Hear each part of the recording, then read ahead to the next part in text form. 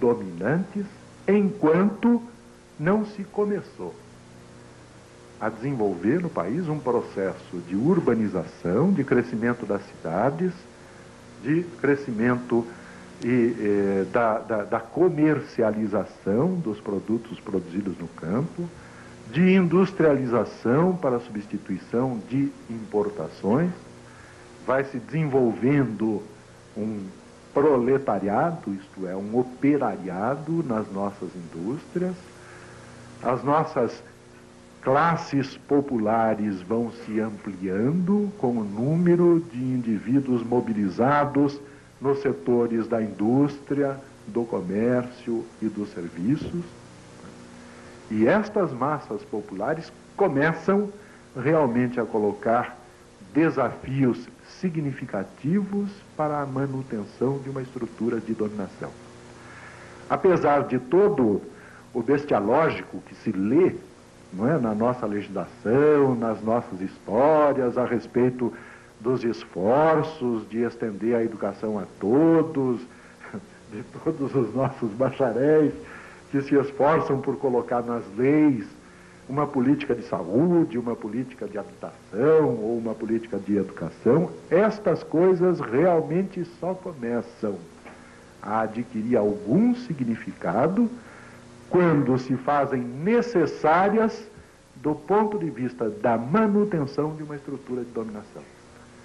É quando estender ou melhorar condições de vida da população se faz importante do ponto de vista da manutenção de uma estrutura de poder, é que estas coisas começam realmente a ser feitas.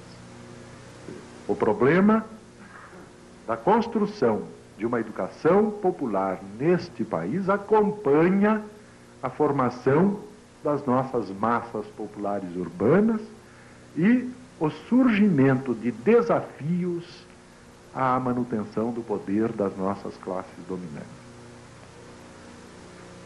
Mas é claro que este processo que eu estou colocando de uma forma muito abstrata ainda, não é, se realiza nas nossas vidas de uma forma bastante concreta. Eu tenho a impressão que dá para nós apelarmos até para as nossas lembranças para começarmos a discutir este problema de como se formulou esta política educacional no país. Muitos de vocês são muito jovens ainda, não é? Agora, alguns de nós se lembram de quando a escola secundária pública era algo quase inexistente mesmo aqui no estado de São Paulo, certo? Eu nasci e me criei numa pequena cidade do interior, em Tietê, né? E Tietê tinha sido uma daquelas poucas cidades beneficiadas durante a década de 30 pela criação de uma escola normal. Com a escola normal, que no estado de São Paulo exigia escolaridade secundária, criaram-se também, durante esta década, alguns ginásios. Mas em 1940, nós tínhamos em todo o estado de São Paulo apenas 41 escolas públicas de ensino secundário. 41. 3 na capital e 38 em cidades do interior, normalmente ginásios criados em função do esforço de criação de uma rede de escolas normais na década anterior.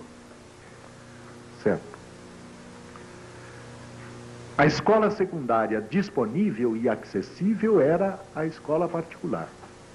Mesmo estas escolas particulares não existiam em cidades médias e pequenas do estado, porque naquela época a população dessas cidades, em condições de pagar pela frequência a uma escola secundária, era escassa. Não comportava a sobrevivência financeira do estabelecimento. De tal forma que nas pequenas e médias cidades do interior, os jovens, para estudarem, eram mandados pelas suas famílias para as poucas cidades que tinham uma escola particular, não é, paga, E isto era penoso para as nossas famílias. As nossas populações, naquela época, eram muito rigorosas, não é? Era muito difícil a família se dispor a mandar o menino para fora do seu âmbito. Era muito mais difícil ainda mandar a mocinha estudar fora, não é? Havia as escolas internas, o regime de internato era generalizado, não é? Os seminários acabaram funcionando bastante também como um veículo que permitia a realização de uma formação intelectual. Mas eram muito poucas as escolas. E, no entanto, o Estado estava, claro, num plano bem inicial, estava se desenvolvendo, se urbanizando, se industrializando, os serviços cresciam, não é? Bancos, serviços mais diversos, e cresciam também as oportunidades de emprego em escritórios, em escolas, não é? Nas repartições públicas, enfim, começava a se constituir um processo de ascensão social por mudança da estrutura do mercado de trabalho. Começavam a se multiplicar as ocupações que permitiam a fuga ao trabalho manual e um estilo de vida, uma remuneração, um conforto maiores do que aqueles oferecidos pelo trabalho manual. A nossa população urbana começa a identificar a escola como o meio de conquista destas melhores oportunidades de vida. Só que a escola não existia para todos. A escola particular, secundária, só era acessível àqueles que podiam pagar, e a escola pública, como eu já mostrei para vocês, era insuficiente. 1945, cai a ditadura do Estado Novo e se inaugura no país um novo regime político, não é? Chamado a caça ao eleitor. Quer dizer, cada cidadão agora dotado de voto vai ser implacavelmente perseguido pelos nossos candidatos às posições de poder. O primeiro governo eleito, do saudoso doutor Adhemar Pereira de Barros, não é? É uma das grandes figuras políticas deste Estado. Contam-se histórias notáveis a respeito do Adhemar, não é? Parece que num comício numa cidadezinha aí perto de Ribeirão Preto, eu não me lembro se era Jales, não, uma cidadezinha perto de Ribeirão Preto.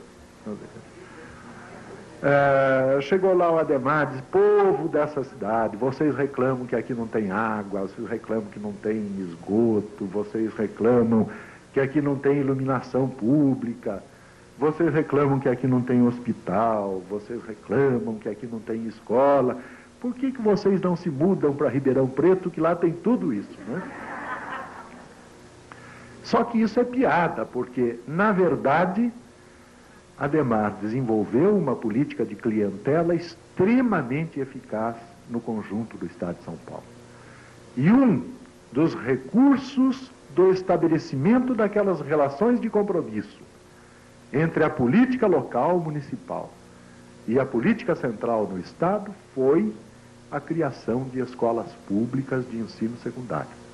Quer dizer, a população começava a sentir a necessidade de colocar os seus filhos numa escola secundária, reivindicava, não é, em menos do que 20 anos, uma escola que não existia, começou a existir no governo de Adhemar, continuou a se expandir no governo Garcês, se ampliou ainda muito mais no governo Jânio Quadros e continuou se expandindo no governo Carvalho Pinto, de tal forma que já em 1958, vejam, 13 anos depois da volta do país ao regime político representativo, praticamente todas as cidades do interior do estado já contavam com a sua escola pública de ensino secundário.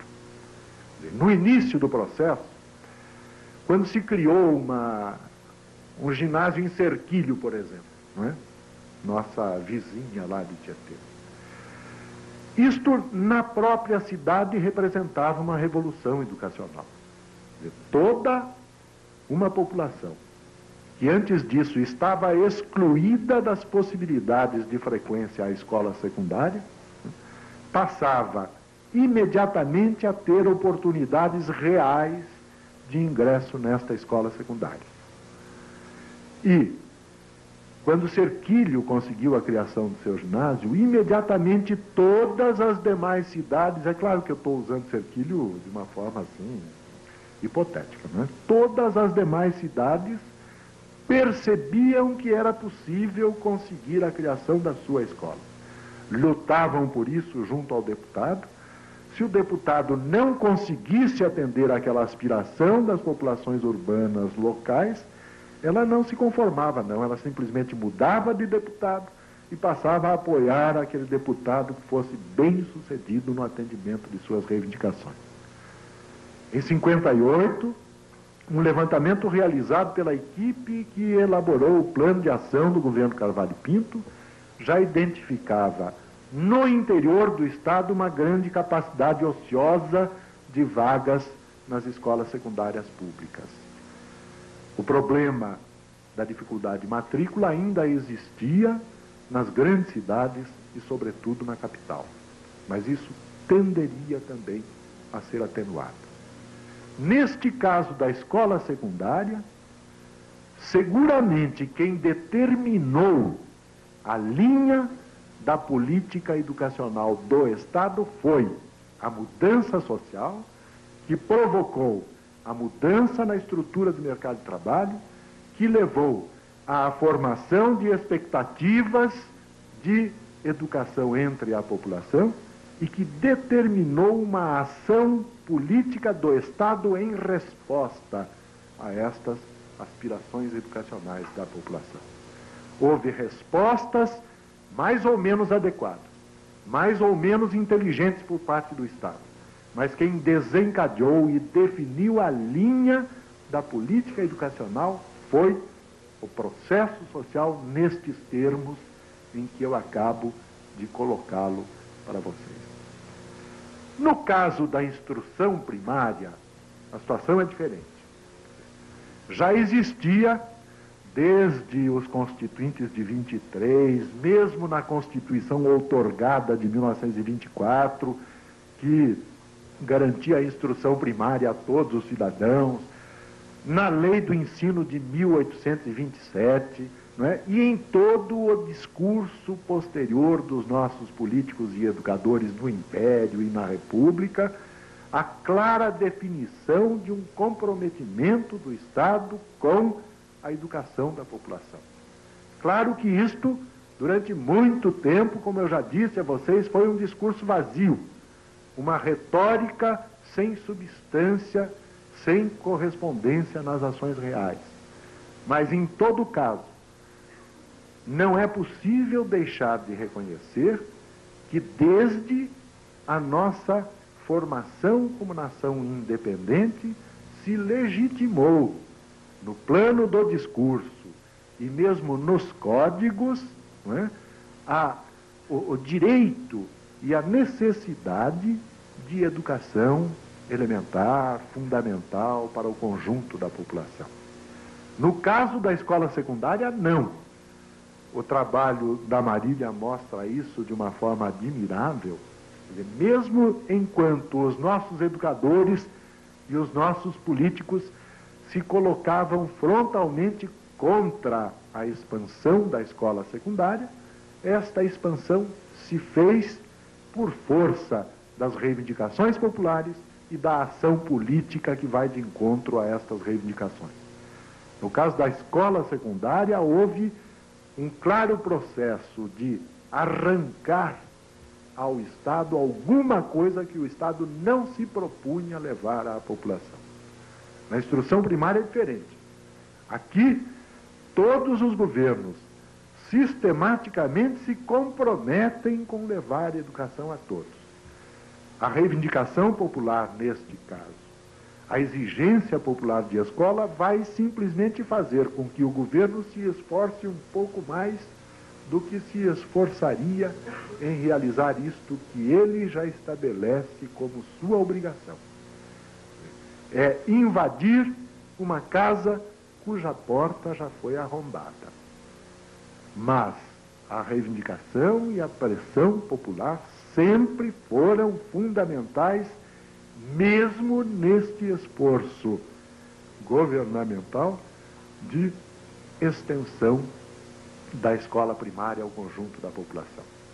Quer dizer, a presença popular, a formação das massas populares urbanas, a reivindicação por escolas é um fator decisivo no direcionamento e na formulação de uma política nacional de alfabetização e de educação de base para o conjunto da população. Por isso mesmo, muitos problemas que ocorrem com a educação entre 64 e 82, né, não podem deixar de ser equacionados também nestes termos. Durante estes regimes militares, a população perdeu capacidade de reivindicação e de barganha. E isto tem consequências significativas no campo da educação. Para não estender demais, eu queria colocar ainda apenas 2 pontos. O que é que a população conseguiu ao conseguir direcionar neste sentido a política nacional de alfabetização? Alguns colegas que têm posições mais radicais dizem o seguinte: a população conseguiu produzir um buraco no escuro. Conseguiu uma escola onde as suas crianças entram para serem excluídas imediatamente depois. A população conseguiu, né, uma escola onde as suas crianças entram para nada aprender de significativo. A população conseguiu arrancar ao Estado uma escola onde as suas crianças entram e são inculcadas ideologicamente, quer dizer, inculcadas, ensinam-se às nossas crianças conhecimentos que fazem com que elas aceitem tranquilamente esta ordem adversa estabelecida e tudo mais. Quer dizer, os argumentos são muito elaborados, vão por aí afora. Eu não aceito estas colocações. A população conseguiu dar início a um processo de luta que tem que ser continuada por ela para obter uma escola onde as suas crianças entrem e permaneçam, entrem e aprendam alguma coisa, entrem e desenvolvam o próprio espírito crítico a respeito mesmo desta ordem social adversa estabelecida.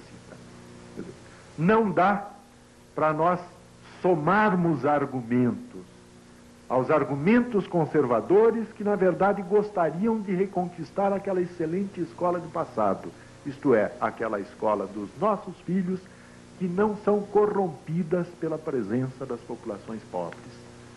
Certo? De forma alguma nós podemos endossar ingenuamente argumentos que são profundamente reacionários. Não dá para ficar numa crítica negativista de todas as conquistas populares na área da educação. E a população conseguiu a escola e isto é fundamental na luta popular. A população precisa continuar lutando agora para que esta escola deixe de ser uma mentira e se transforme em alguma coisa que realmente corresponda aos seus interesses. E uma escola que corresponda aos interesses populares não será nunca, como pretendem também alguns setores extraordinariamente reacionários do pensamento pedagógico, não será nunca uma escola que se limite a transmitir alguns conhecimentos. Quer dizer, esta escola deverá ser também uma escola que, ao mesmo tempo, discuta o próprio conhecimento que está sendo transmitido e explicite os conteúdos ideológicos e, muitas vezes, conservadores que existem nestes argumentos que estão sendo transmitidos. Os chamados conteudistas, não é? Que provavelmente vocês vão encontrar muito por aí afora, são profundamente conservadores e reacionários nas suas colocações. Finalmente, sempre que os educadores, e os educadores são sérios, são comprometidos, não é? Sempre que os educadores identificam áreas problemáticas no desenvolvimento dos seus esforços, nós podemos identificar ações que procuram atender às dificuldades diagnosticadas. A famosa sopa escolar, não é? No seu revestimento atual de merenda escolar, procura responder dentro da escola a problemas gerados pelas precárias condições de vida da população fora da escola. Também aqui os nossos críticos desavisados dizem que isso é um engodo, onde já se viu a escola da merenda escolar, não é? Isso é uma palhaçada, a escola deve transmitir conhecimento mesmo, certo? É a teoria do Oswaldo Brandão. Beck é Beck, certo? Bom, se a população for ouvida, seguramente o pensamento destes nossos educadores não tenderá a prevalecer. Quer dizer, a população identifica nesta merenda escolar alguma coisa importante e significativa. Bom, eu não posso deixar de reconhecer que esta merenda é um engodo, que ela não resolve coisa nenhuma, que o problema seria nós conseguirmos um salário mínimo e uma remuneração ao nosso trabalhador que lhe garantisse proporcionar alimentação aos seus filhos. Certo? Mas se isso não ocorre, eu também não posso me colocar contra a merenda escolar. Vamos lutar de uma forma complexa. Vamos enfatizar a necessidade da continuidade de uma merenda escolar e até de melhor qualidade e, ao mesmo tempo, denunciar uma sociedade onde este engodo e este paliativo se fazem necessários. Certo?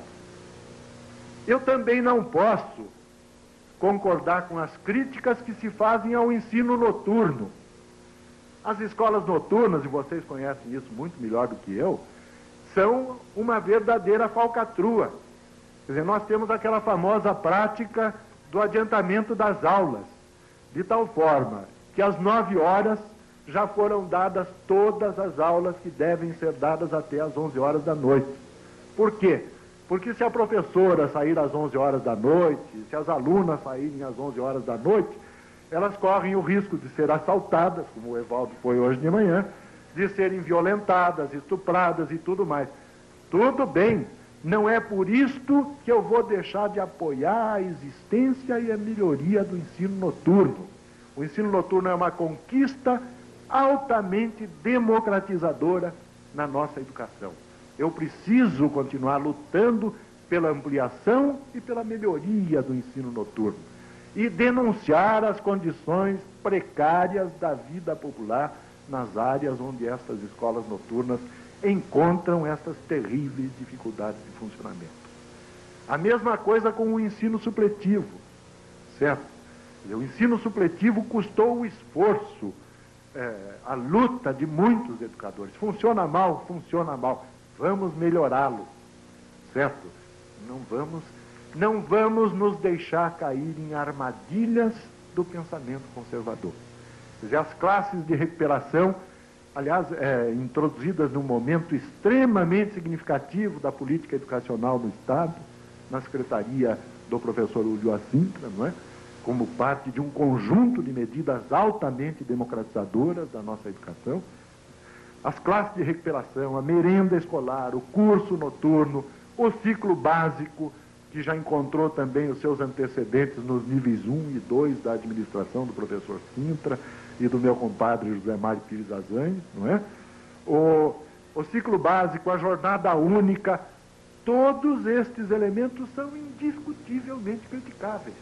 Eu posso cair de pau em cima de quem fez essa jornada única, sem criar as condições materiais para a sua efetivação mais competente, mais correta. Tudo bem, mas a jornada única é uma conquista democratizadora, importante e deve ser sustentada e, ao mesmo tempo, criticada naquilo em que ela não funciona.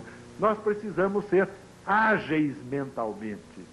É possível que a crítica destrutiva, possa até produzir muito ibope, não é? Mas o Silvio Santos e o Chacrinha também produzem ibope. A nossa obrigação enquanto intelectuais é desenvolvermos um raciocínio competente, complexo e que não seja contrário à realização das conquistas populares na área da educação, assim como em todas as demais áreas. Só para completar, para não continuar cansando o senhor. A população arrancou ao Estado, aqui no Estado de São Paulo, aquilo que antes era a escola das elites. Quer dizer, a força real, o elemento privilegiado em qualquer avanço que nós queiramos obter na área da educação ou na área das políticas públicas em geral, o elemento privilegiado é a população, é a reivindicação popular, é a luta popular, em qualquer uma das suas manifestações, inclusive no voto. Hoje nós temos um problema já não tão grande na conquista da vaga. Eu insisto em que a vaga existe. O que muitas vezes não existe é condição de vida da população para poder preencher esta vaga, não é? Hoje o nosso problema é de qualidade deste ensino que é ministrado à população. E o problema da qualidade de ensino é um problema extremamente